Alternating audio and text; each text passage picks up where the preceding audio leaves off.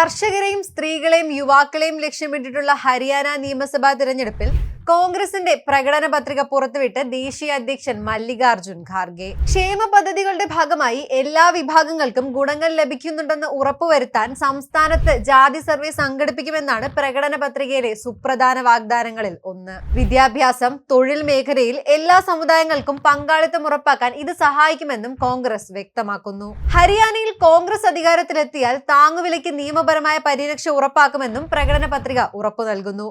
കോൺഗ്രസ് 7 ഗ്യാരണ്ടികളാണ് ഹരിയാനയിൽ പ്രഖ്യാപിച്ചിരിക്കുന്നത്. സംസ്ഥാനത്ത് കോൺഗ്രസ് സർക്കാർ ഉണ്ടാക്കിയാൽ ഇത് നടപ്പാക്കുമെന്നും ഖാർഗെ പറഞ്ഞുവെച്ചു.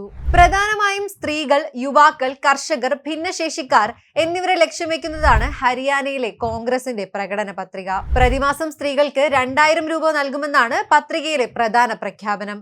ഗ്യാസ് സിലിണ്ടറിന് 500 രൂപ, 300 യൂണിറ്റ് വൈദ്യുതി സൗജന്യമായി നൽകും. 25 ലക്ഷം രൂപ വരെ സൗജന്യ ചികിത്സ ഒരുക്കും. യുവജനങ്ങൾക്ക് സുരക്ഷിതമായ ഭാവി ഉറപ്പാക്കും. ഇതിനായി 2 ലക്ഷം ഒഴിവുകളുള്ള തസ്തികകളിലേക്ക് നിയമനം നടത്തും.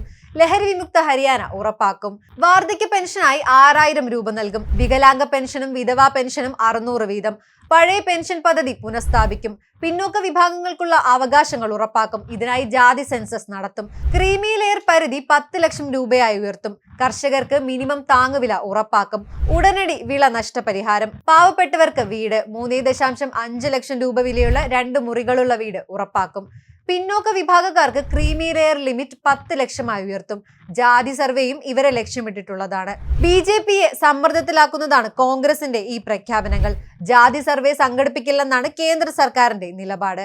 കോൺഗ്രസ്, BJP, ആം ആദ്മി പാർട്ടികൾ ഒറ്റയ്ക്കാണ് ഹരിയാനയിൽ മത്സരിക്കുന്നത്.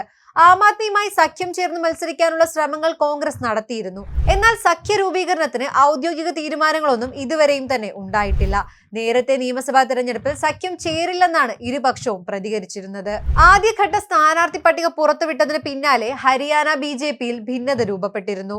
പട്ടികയിൽ ഇടം പിടിക്കാൻ കഴിയാതെ വന്നതോടെ മന്ത്രിമാരുൾപ്പെടെയുള്ള നേതാക്കൾ BJPയിൽ നിന്നും രാജിവെച്ചിരുന്നു. നിയമസഭാ തെരഞ്ഞെടുപ്പിന് മുന്നോടിയായി ഡൽഹി മുഖ്യമന്ത്രി അരവിന്ദ് കെജ്രിവാളിന് മദ്യനയ കേസിൽ ജാമ്യം ലഭിച്ചത് ആം ആദ്മി പാർട്ടിക്ക് ഗുണകരമാകുമെന്നാണ് വിലയിരുത്തലുകൾ.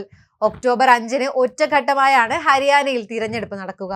കൂടുതൽ വാർത്തകൾക്കും വിശേഷങ്ങൾക്കുമായി ഞങ്ങളുടെ channel like, share and subscribe ചെയ്യുക. ഞങ്ങളുടെ വീഡിയോകൾ ഉടനടി ലഭ്യമാകുന്നതിന് സബ്സ്ക്രൈബ് ബട്ടണിലെ ബെൽ ഐക്കണിലെ ഓൾ ഓപ്ഷൻ എനേബിൾ ചെയ്യാനും മറക്കരുത്.